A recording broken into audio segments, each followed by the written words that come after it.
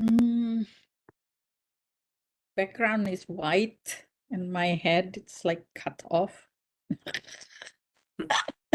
Too many complaints. Okay. No worries. Hi there. Sorry, everyone. Just because we see more attendees are joining us, we just want to stress that again that the whole event will be recorded and also live streaming on YouTube. So thank you very much, and all of you are more than welcome, more than encouraged to fill out a little questionnaire after the webinar to help us to keep improving our events.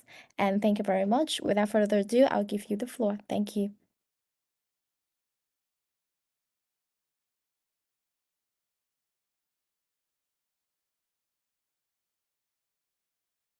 Good day, everyone. On behalf of the International Pollutants Elimination Network and the Nexus 3 Foundation in Indonesia, we warmly welcome you at this Minamata COP5 online event. I am Jitka Strakova. I am Global Researcher at IPAN, and I will be your facilitator for today's event. Allow me first shortly introduce IPAN, who is the main organizer of today's webinar. IPAN, or International Pollutants Elimination Network, is a global network of over 600 public organizations in more than 220 countries. We work together to strengthen global and national chemical and waste policies, contribute to groundbreaking research, and build a global movement for toxic-free future. And our today site event is part of the mission. With this, it's my great pleasure to introduce you to our three speakers of today. Joining us today are experts on Mercury policy and or on human rights and civil society representatives helping and assisting local mercury pollution victims and affected communities. And I am grateful they all will share their expertise on why restricting the international mercury trade is a critical measure for protecting of indigenous people's human rights. And with this, I will welcome and introduce our main speaker. It's Lee Bell, IPAN advisor on mercury and POPs.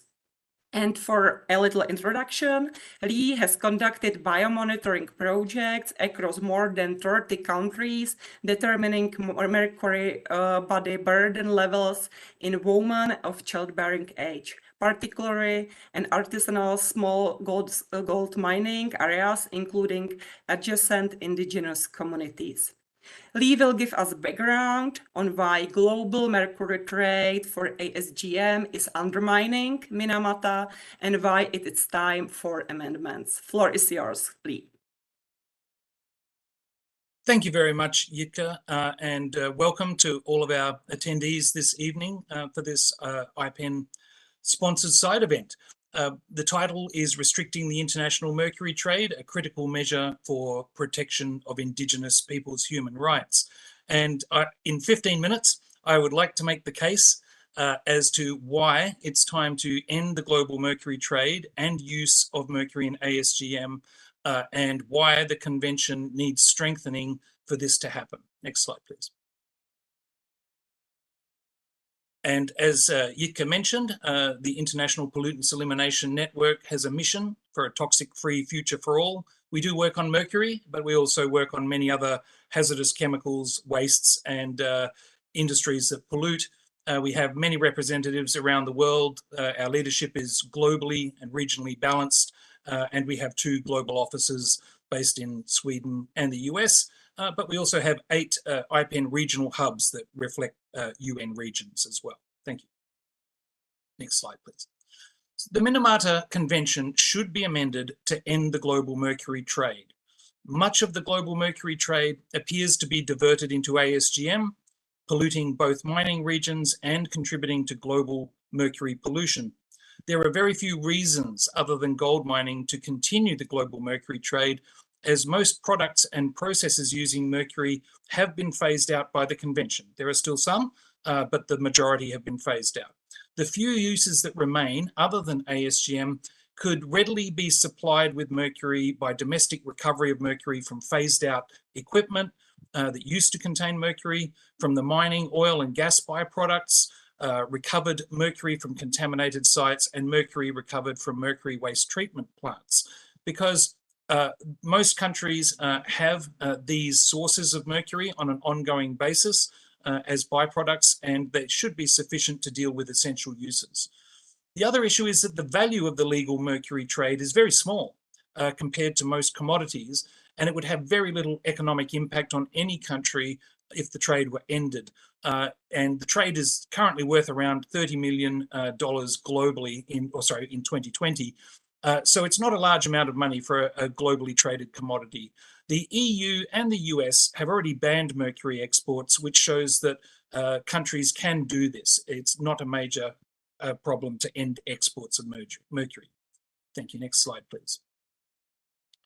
The legal trade in mercury has declined significantly since 2010 due to the convention controls, but it does remain significant by weight.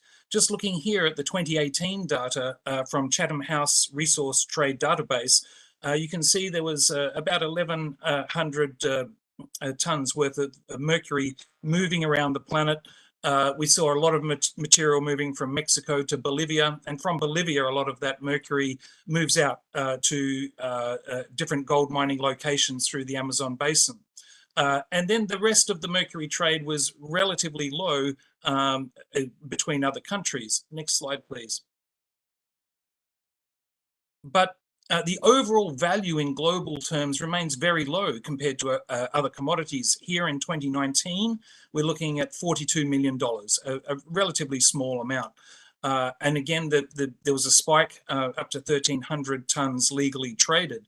And we can see the dynamic changing a little bit here too in the slide with trade and imports and re-exports moving between Russia, Tajikistan, and the United Arab Emirates. We see a lot of destination of this material to Bolivia yet again, but we also see exports going from Peru and Argentina to Netherlands and Switzerland for treatment and disposal, which is a good sign. But some of the other commodity movement here for mercury is not as promising. Next slide, please.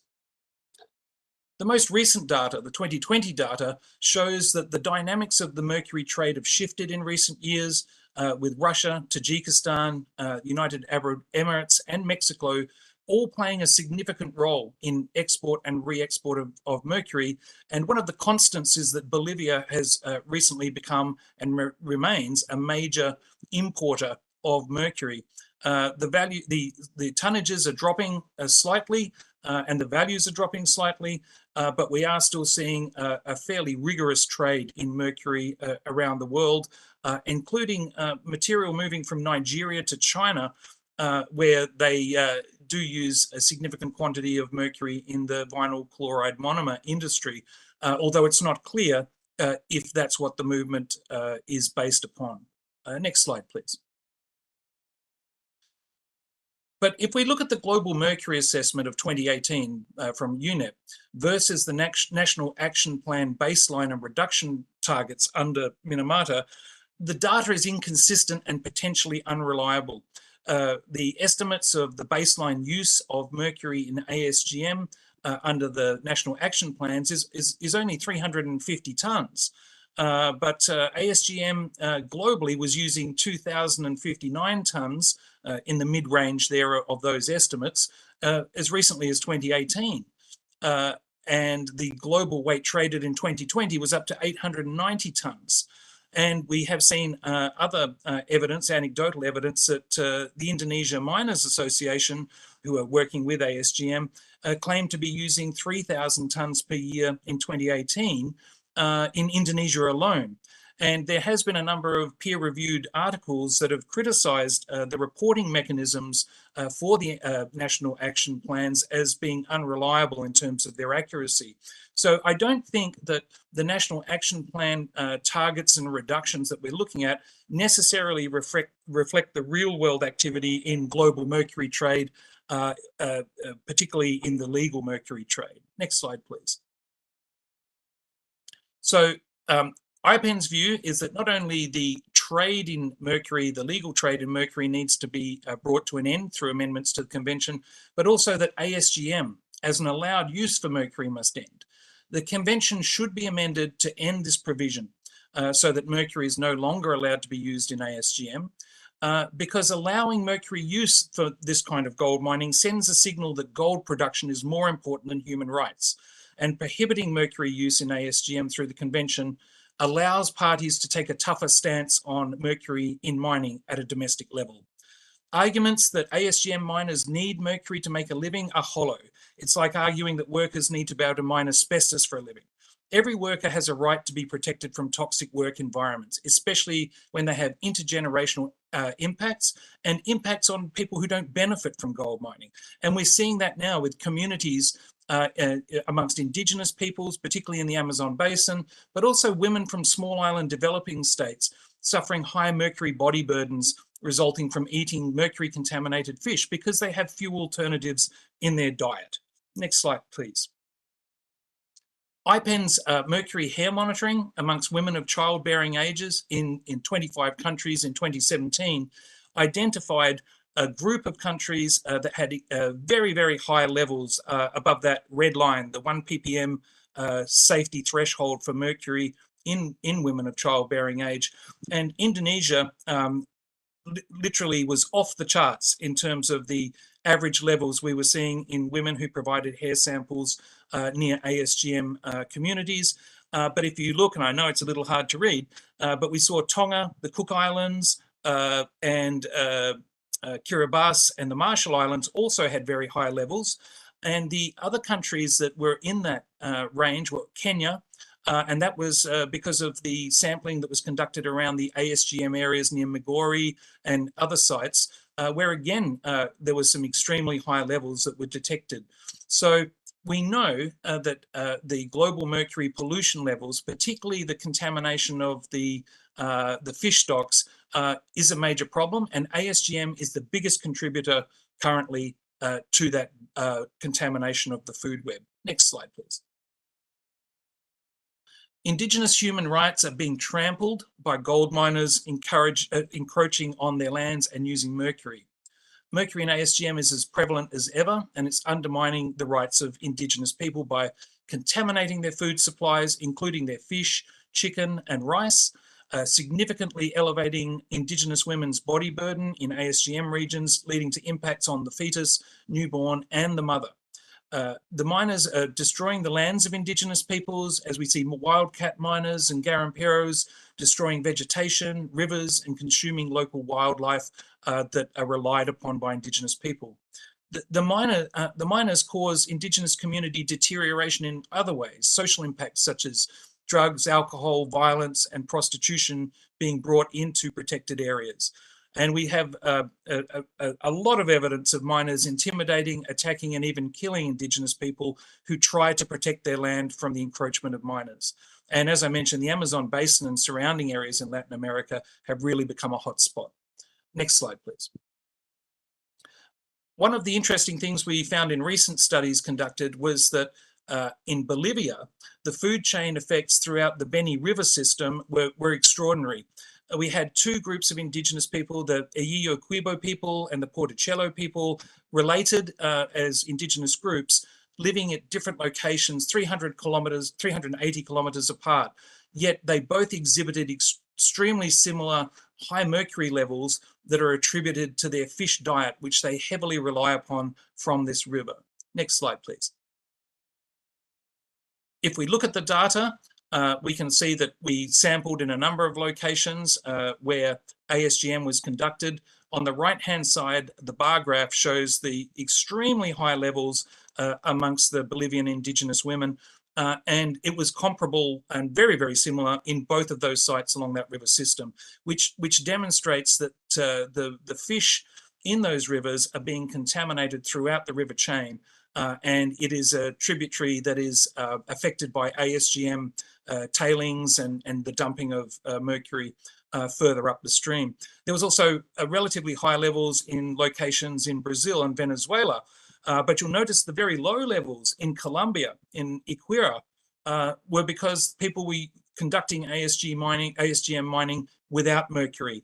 And you can see the difference that that makes. The women in those areas had relatively safe, normal levels of mercury in their system. So we know that this is happening. We know that ASGM is the cause of this widespread contamination and impact on Indigenous people. And the Mercury Treaty is not working fast enough to protect the rights and the health of these people. And more needs to be done. And that's why we recommend these amendments. Next slide, please. And one of the problems is that the illegal mercury trade will persist even if the legal trade is banned. But if the legal global mercury trade is prohibited, customs and border officials will know that all elemental mercury intercepted at the border is illegal. They won't have to rely on trying to work out whether it's been mislabeled for dental use or some other allowed use if there's no imports and exports allowed. And if it's not tracked after import, it can easily be diverted to ASGM. Online sales and imports can be detected and the products confiscated. It's a major problem. And the US Postal Service already has techniques for detecting this sort of transfer of mercury. Resources can be focused on detection and prevention of illegal imports if there's no confusion around what is legal in terms of international shipments. And we will need dedicated regional strategies, which will be essential to prevent mercury smuggling across borders, especially in Latin America and parts of Africa. Next slide, please.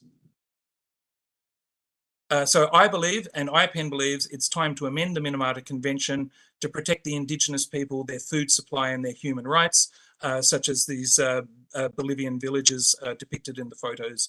And one last slide, please.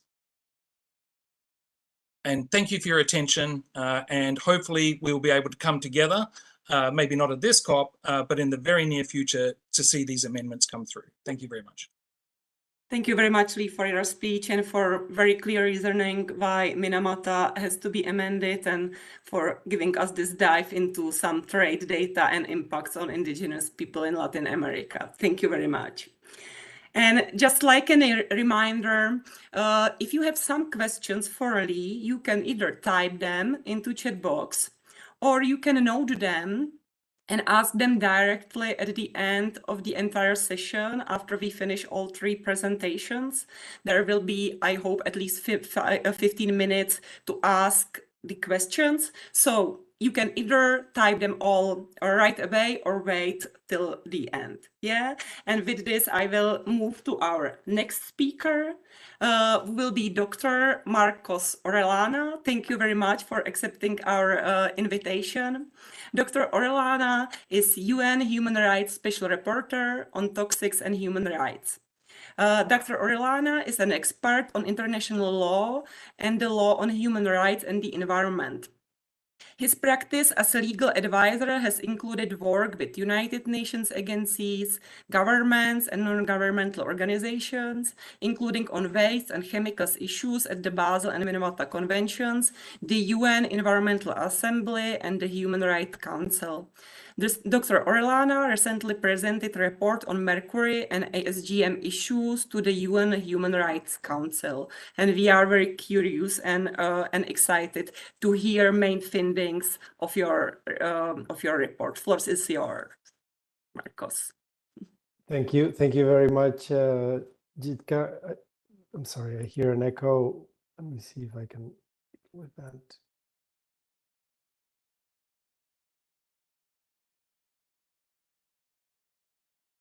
I hope this is better, at least it is on my end. Yeah, thank you. Sorry about that.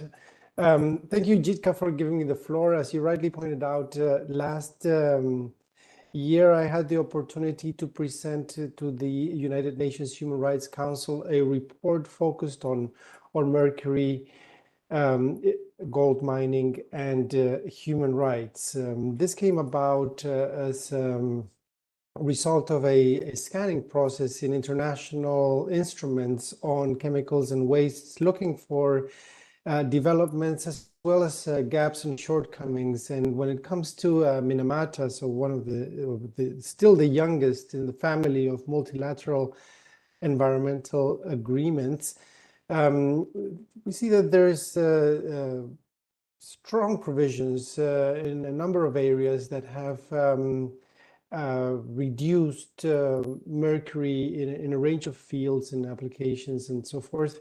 But the biggest source of emissions and releases to the environment, the biggest by far, is small-scale gold mining. And that source has not been reduced, has been increasing. And so that's a first finding, and that led to a detailed scrutiny of the field and of the convention. So in these few minutes that I have, I wish to share a couple key findings. The second key finding is that as was also mentioned by Lee just now, the impacts of small-scale gold mining fall disproportionately on people in vulnerable situations. I document in my report the impacts on miners who are in the first line of exposure in their efforts at separating the ore from the gold. They use mercury to do that, as it is well known. I documented a number of instances where workers were freed from slavery-like situations or conditions.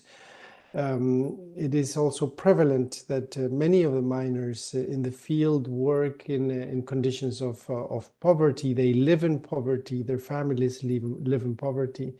There are a significant amount of children workers who are then, of course, not going to school or enjoying the rights that are afforded to them under the Rights of the Child Convention. There is a practice of sexual exploitation of girls. And so miners as a group often find themselves in very difficult conditions, and because of poverty and other reasons, often don't see many alternatives out of the use of mercury. And that's where support from governments and the international communities is so important. Another group, and it's the theme of the side event, is indigenous peoples. This is a worldwide problem. It's a global problem that has hotspots in the Amazon basin, in Southeast Asia, in West Africa. Indigenous peoples living off the land according to their cultural traditions. So in many cases, relying on fish for their diet. Again, as was mentioned, not many alternatives there. And when the fish are contaminated by mercury, then the whole community begins to suffer from that exposure. The environmental injustice in this is self-evident and does need to come to an end.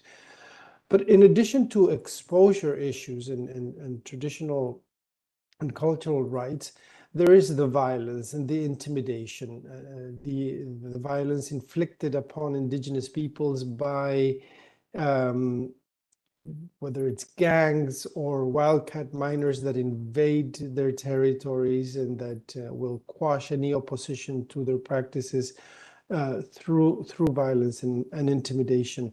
Because of this, observers are pointing out that the promise of no more new Minamatas, as in reference to the Japanese city where the name of the Minamata Convention is drawn from, is not being honored in respect of indigenous peoples. We're seeing new Minamatas unfold in the Amazon rainforest and elsewhere. So one key observation here is that the widespread and the serious human rights violations that are being inflicted on indigenous peoples are the result, are enabled by mercury trade. And that then calls for an examination of what are the controls that the Minamata Convention establishes in this respect. I want to recall that when Minamata was negotiated, and the outcome of the negotiations, my predecessor in the mandate, Mark Palamertz, and jointly with John Knox, who was at the time the independent expert on human rights and the environment, put out a statement pointing out that the lack of controls on trade meant that Minamata has missed an opportunity. This was a significant shortcoming, among others, and I'll get back to a couple of shortcomings, but I did want to start with certain strengths of the design of Minamata, because as has been mentioned, the phase out and phase down of products and industrial applications of Mercury and processes, it has meant that Mercury trade has been reduced. At least legal trade has been reported in the figures that I was able to see. This reductions from 3,500 tons in 2013 to 891 tons in 2020. So that is a significant reduction. Now that's legal trade, so it doesn't account for the shadow markets or the black markets, and there's a lot to be said about that. But this means that Minamata is working in many ways and it's working well, but not in respect of ASGM, and that's where the report that I presented to the Human Rights Council contains analysis that justify the recommendations for amendments to the convention. What are some of these shortcomings? Well, first of all, small-scale gold mining is regarded as an allowed use, and I wish to echo here what Lee has pointed out, that this sends the wrong signal that ASGM is somehow has priority. Profits have priority over human rights of the affected individuals and groups, and that is of course not compatible with human rights policy and law. The fact that ASGM is an allowed use under the terms of the definitions of the convention means that trade for ASGM is also allowed. It is legal, and except there are some exceptions, except when it comes from primary mining or from decommissioned chlor-alkali facilities. But those are, well, important exceptions, but they open the door for legal trade that unfortunately then in many times gets diverted to the black market. So we see how the definition of ASGM as an allowed use, so this is Article 2 in the definitions, creates all kinds of problems that perhaps were unintended at the time of negotiations. As was also pointed out by my predecessor in the mandate, the specific annex on ASGM and the specific provision on ASGM, that's Article 7, does not include a time horizon for the phase out of Mercury. And so this is also a problem because it sees reality, it envisions a scenario where Mercury can be continuously used forever, as it were. And that is unlike the other sectors. And so the better approach would be to have a very clear timeline for phase out that would allow for the planning, the structured planning of the technologies and the support that are needed to convert practices away from Mercury and so forth. So that's a second shortcoming that I wish to highlight. And a third one is that the trade provisions are rather lax. I've already mentioned that trade for ASGM is legal. It is subject to prior informed consent. This point was brought to my attention during the consultations. It was pointed out that this tool allows the country of import to decide whether or not to import the mercury. It can, at least theoretically, assess whether the imports are in line with its national action plan and on that basis refuse imports. Now, that's in theory. In practice, there is no evidence that this has ever happened anywhere. And so the tools that could be available for countries to control legal imports for ASGM, they are not being used. And so this is a point where the convention doesn't need to be amended for this tool to be used. But of course, there's everything else that does call for amendments. The trade for other allowed uses diverted to ASGM. I think Lee also put this point very clearly. There is corruption in customs officials, and even where there is no corruption, it is often the case that lack of capacity means that customs officials are unable to determine what are the end uses. Once the Mercury clears customs, there is no evidence that countries have any traceability or audit to determine whether the end uses that were the reason for their import, for legal import, that those will be respected, or that the mercury is being used in that way. And so there's a big gap there. There's also a big gap in the imports of mercury from non-parties to the convention. This is where other multilateral environmental agreements take a different approach. If we look at ozone and the Montreal Protocol, or CITES in respect of illegal wildlife, or the Basel Convention for that matter in respect of transboundary hazardous waste movements, they all establish environmental crime, and they all establish strict controls on trade with non-parties. This is not only a tool to get more countries, more states to sign on to the instruments, but also to close the gaps that enable black markets and enable the kinds of situations that we're seeing with respect to mercury. Now, environmental crime is not a simple matter, but we do have environmental crime in respect of ozone depleting substances and illegal wildlife traffic and illegal waste traffic. And so there's a wealth of experience, and labeling mercury in this category would also enable international cooperation in this field. And then so the specifics in terms of amendments, they are documented in my report. It almost reads like a blueprint. So amendments to Article 7 and Annex C to require a phase-out timeline.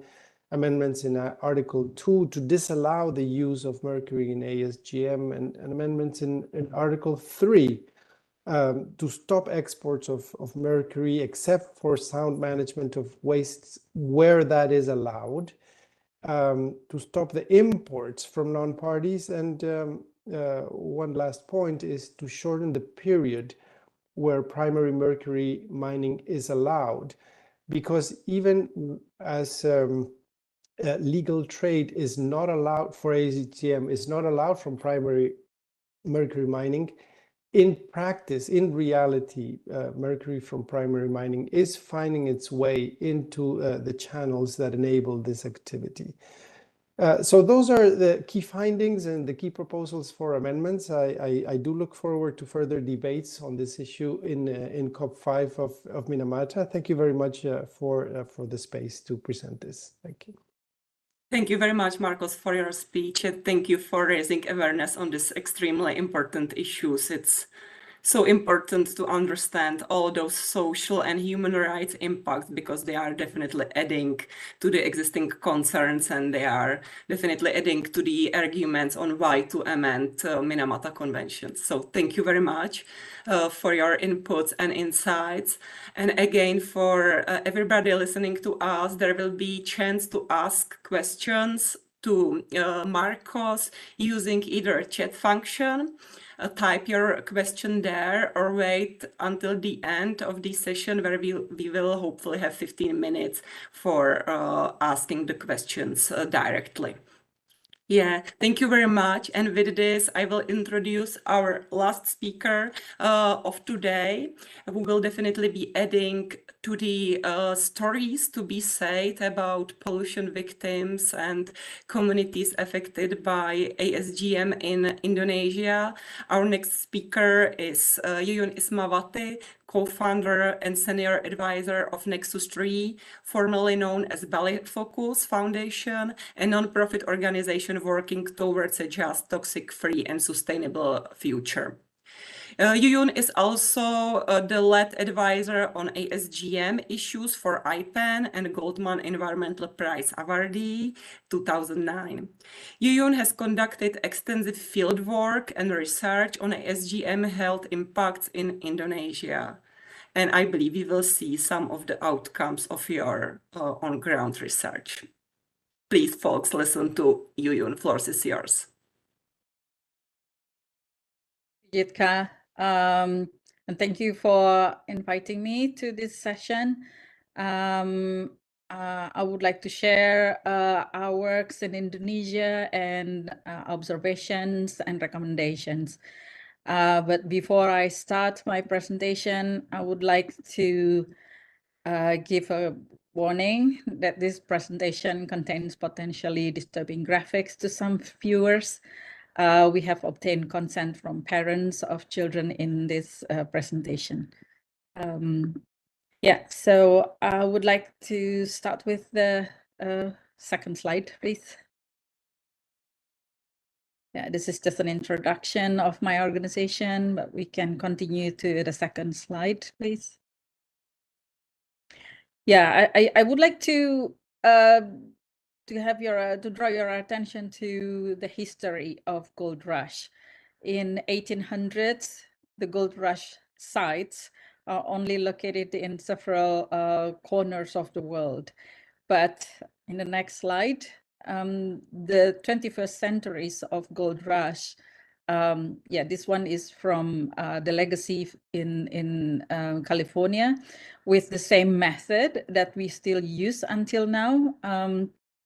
And it leaves a lot of mercury contaminated sites. The red dots on the map on the left are the mercury contaminated sites, and some of them already marked as the under the US EPA Superfund. And then next slide, please.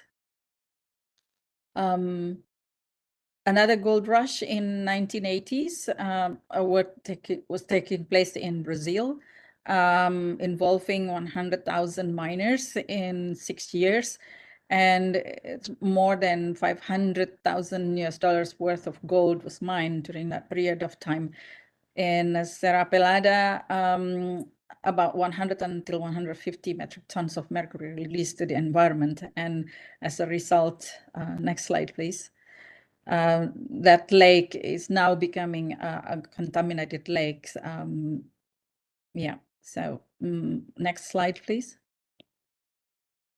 The 21st century's gold rush is taking place in more than 70 countries. And this is overlap with the mining, hydropower, and also loggings. In some countries, many indigenous peoples involved and affected, as presented earlier by Lee. And in some countries, illegal logging started in those areas. So it's like a convergent crime from illegal loggings continue to illegal mining.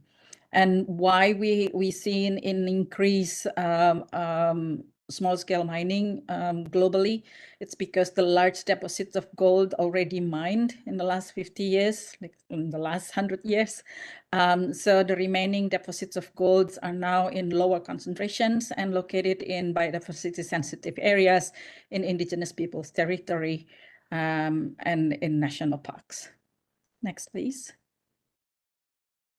This is from my research. I learned that the empirical cycle of the development of hotspots came through this kind of cycle. Miners could hear from somebody or another miners that the new site is have a promising, they become a gold prospector, and then they came to that area, the site A. And then when they came up with a good result, financiers top up their capitals and invest some money, and then they increase the production. and also some better quality. But at some point, when miners came and flocked in one area in a very short period of time, it created a crisis because a lot of miners have conflicts either with the local communities or between themselves. And during that crisis, government law enforcement will take over the site and they will shut down. But miners will move to the second site, site B, and they repeat the same cycle. With this kind of cycle, abundant mining sites are created, moon phases, hydroscapes, landscapes that are ruined by illegal mining can be seen also from the Google Earth very easily. The next slide, please. And as a result of that kind of practices in Indonesia, we identified the distributions of ASGM hotspots in more than 190 regencies all over Indonesia, with various degrees of operations. Some of them are the old one, some of them new sites, but all of them are using Mercury. Only few numbers of sites have partially moved from Mercury to cyanide. But at the same place, we could find both practices are still taking place. And this is why we still have Mercury, although many projects, donor-supported projects or UN agency-supported projects cannot eradicate Mercury use in Indonesia. Next slide, please. In the past, from 1998, this is the earliest data that I could get, until 2014, Indonesia imported mercury from various countries. This is data from UN Comtrade and from the exporter reports. From the Indonesian report, I couldn't find high numbers. So if we mirror the data between exporting countries and Indonesia reporting importation, there's a big gap. But interestingly, after 2014, the mercury coming to Indonesia came very, very low and then eventually zero. Why? You can find it in the next slide, please. Because Indonesia has its own cinnabar mining located in West Seram Island. And it's another artisanal illegal mining sites because it was mined by the communities without any permit and supported or backed up by powerful officials. And the communities also insisted to continue because it's the economic benefits of the communities. So mercury cinnabar from Seram Island being transferred to Java mainly, or to Ambon to be processed in smelters. It's still happening until now. And we still try to figure out how big is the market now. But we could find a lot of information on the websites, in the news, and also in the e-commerce platform. Next slide, please. We call this digital mercury. This is the research also conducted by GI Talks, Global Initiatives of Transnational Organized Crime. When we work together in Indonesia to look at the market of digital mercury. We call it digital mercury because they sell it online. And this is the only way we can trace how mercury being traded in Indonesia.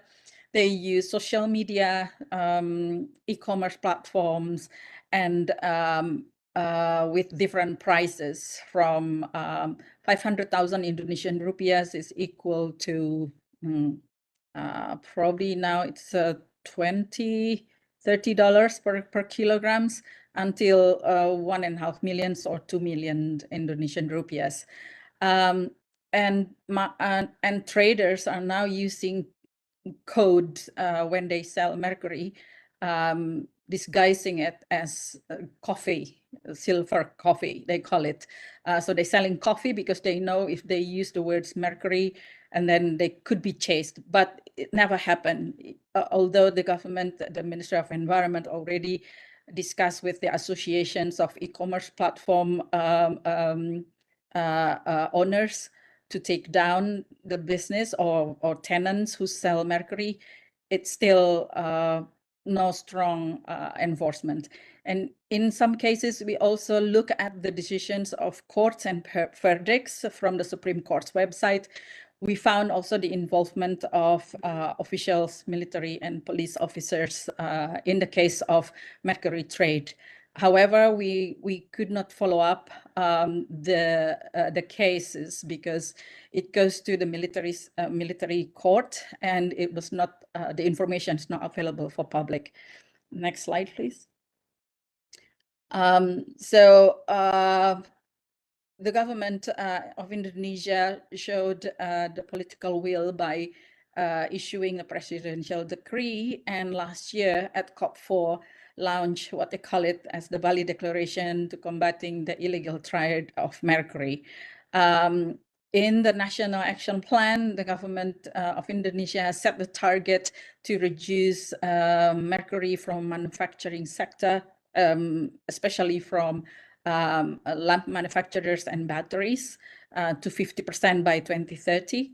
And then from coal-fired power plants to reduce the emissions of mercury emissions from coal-fired power plants by 33% in 2030. And then in the SGM sector, this is very ambitious. They set the target by 2025, 100% of SGM sites are free from mercury.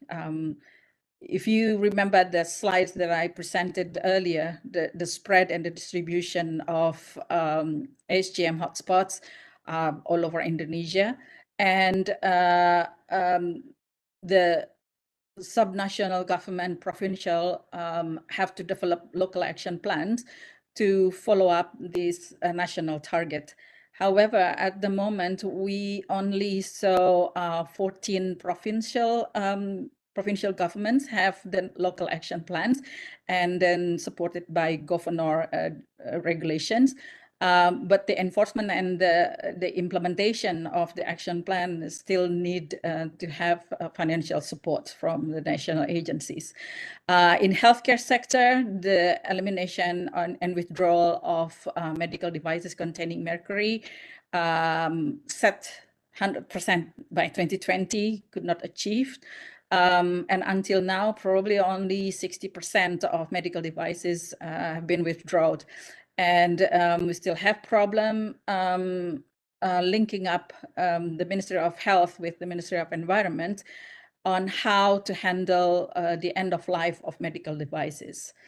Next slide, please. So from our research, together with the with the Biodiversity Research Institute and the CRPG, Center for Regulations and Policy and Governance, we conducted research and studies looking at various data available in several hotspots in Indonesia, and we learned that all three major compartments of environment are already well above mercury safety threshold. And we also found that mercury in human hair in Indonesia, 70% of the samples already exceeded the safe level. This is including in children. About 50% of respondents in the study involving children already above the safe limit. Next slide, please. And from the available data, our colleagues from Biodiversity Research Institute also try to analyze it, how much the concentrations of mercury in the environment, and then the risk. The sensitivity is reflected as a biodiversity research rich area, or fishing areas, or agriculture. And the risk is the mercury contamination. And if we overlay between the sensitivity and risk, it shows high concentrations in some places. And this is made Indonesia both as a high inputs of mercury and also high sensitivity. And this is lead to a bigger risk to human health and also the food chain. Next, please.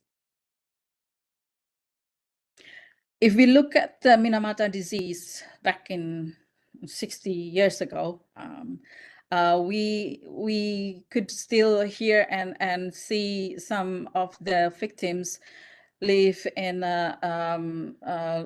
enjoy their long life, but without, they call it complete human being, because they have to be assisted. They have compensations from the factory. But in the case of HGM, there is no one to charge and to pay for the healthcare services. Next slide, please. And in Japan, for the Minamata tragedy, Chiso Corporation already ordered by the court to clean up the contaminated river and sediment, and then convert it into what they call it now as the Minamata Eco Park. But without any treatment, we could consider this kind of dumping of contaminated sludge or sediment as contaminated sites. But during that period of time, that is the easiest way to contain the pollution. And to build this eco park or the reclamation, it took Japan 14 years to build and spent 350 million US dollars. And that made Chiso Corporation went bankrupt or declared bankruptcy. You can imagine if we talk about mercury contaminated sites only in Indonesia, and if we have to clean it up like this, who's going to pay? And if we talk about SGM hotspots in many countries, this is the next question: how we are going to clean this up, and who's going to bear the cost? Next slide, please. So we learn also from the Minamata disease patients and survivors that they could survive, but they're relying on medicines from morning to evening, from Monday to Sunday. So every day they have to take it religiously to survive. However, in many SGM hotspots, there is no healthcare service and medication like this given to the children, the impacted communities, the minors. Although 22% of minors in Indonesia already in the previous studies shows that they suffered mild mercury intoxication. Next slide, please. And if we look at the Malacard on the website, you can click it. There are definitions of mercury poisoning. So Minamata disease is also one of the type of mercury poisoning. And we could see many lists on that website what kind of diseases and abnormalities that can caused by mercury poisoning, including in children or in fetus or fetal methylmercury poisoning. Next slide, please. Yeah, this is just some of the children that we found and we assisted. Next slide, please. Some of them already passed away. Next slide, please. Yeah, next slide, please. Some of the children born healthily, but they could not survive because their environment is contaminated by mercury. So our recommendations for the Indonesian government and also for all delegates or parties is that we have to uphold the rights to live in a healthy environment and sustainable development goals, because we have those global agreements to hold on. And then for Indonesia, there is a Ministry of Health decree on health issues that need to be reviewed, and then prohibit the mercury trade regionally, locally, and nationally could help improve the situation. And we hope to see the improvement in the next negotiation. But the next level of global ban of mercury will need a discussion about where we are going to store the confiscated mercury, either interim or final disposal sites at the national, regional, and global level. And then most importantly is to characterize and clean up the contaminated sites and health aspects we would like to see in the upcoming COPs. Have more strong actions and implementations, including guidance for health workers. Thank you for your participations.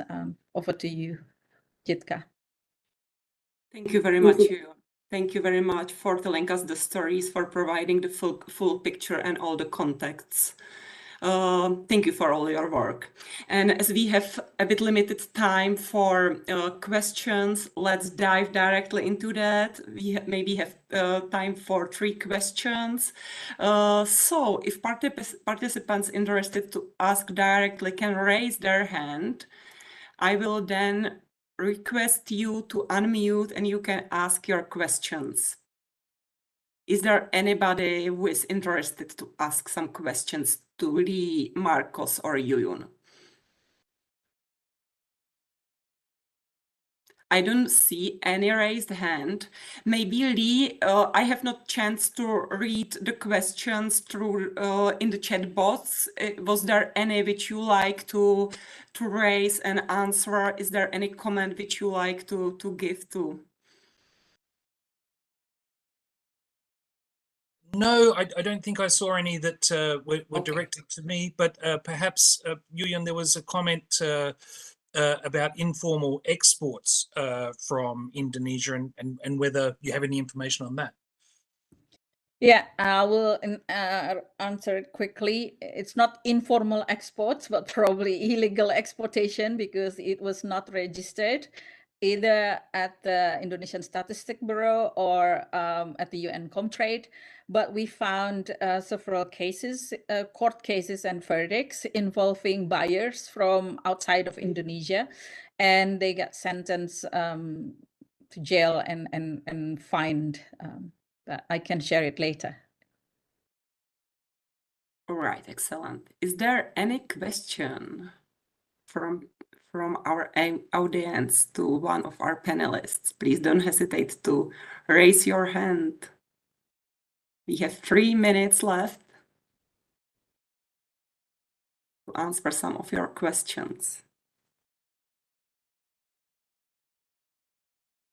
Jitka, may I come in with a very brief comment too, actually? I put on the chat a link to a letter, an allegation letter that I sent to Switzerland. And I want to point this out because as we're talking about trade in mercury, this letter speaks about trading gold and the role upstream or downstream of refineries and controls on refineries, which is a big part of the broader debate. I thought I'd mention that. Another point that I thought I'd mention is that there are some countries that have banned trade and banned use of mercury in ASGM, but those bans have not been effective on the ground because of the lack of international cooperation. So unilateral action in this area is insufficient, and that underscores the need for amendments of the multilateral instrument that concerns these issues. And the last point is that mercury is not necessary for small-scale gold mining. In fact, it's inefficient, and so further controls and adequate controls would increase the price of mercury. This is all economics, and that would push towards alternatives which are available, and so they would they would accelerate the transition to mercury-free alternatives. I think those 3 points were worth underscoring. Thanks. Thank you very much. And actually, I'm afraid that it's all time we have for today. So I would like to thank to our speakers for sharing your expertise and time today. And thank you for the audience, for our participants for being here with us. Presentations will be available at the event web page, recording available at Minamata website. So thank you everybody for being with us. Have a very nice rest of the day. Bye-bye. Thank you, Jitka. Thank you, Marcos, Lee. Bye-bye. Thank you very much. Thank you, the Secretariat. Thank you. Thank you all. Bye.